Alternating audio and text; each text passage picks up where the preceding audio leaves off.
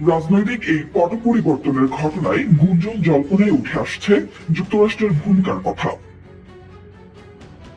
তবে হাসিনাকে উৎখাতে যুক্তরাষ্ট্রের কোনো ভূমিকা নেই বলে জানিয়েছে দেশটি। এমনকি বাংলাদেশে মার্কিন হস্তক্ষেপের অভিযোগ কেবলই মিথ্যা বলেও আখ্যায়িত করেছে দেশটি। মঙ্গলবার এক প্রতিবেদনে এই তথ্য জানিয়েছে বার্তা সংস্থা রয়টার্স। প্রতিবেদনে বলা হয়েছে, বাংলাদেশের প্রধানমন্ত্রীর পদ থেকে শেখ হাসিনাকে ক্ষমতাচ্যুত করার ক্ষেত্রে যুক্তরাষ্ট্রের কোনো ভূমিকা ছিল না বলে সোমবার হোয়াইট হাউস জানিয়েছে। একই সঙ্গে বাংলাদেশে মার্কিন হস্তক্ষেপের অভিযোগকে কেবলই মিথ্যা বলেও অভিহিত করেছে হোয়াইট হাউস।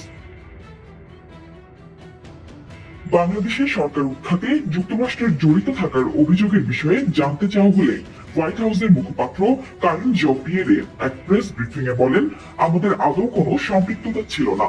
যুক্তরাষ্ট্র সরকার এই ঘটনার সাথে জড়িত ছিল বলে যদি কোনো প্রতিবেদনে বলা হয় বা গুজব ছড়ানো হয় তবে তা নিছক মিথ্যা।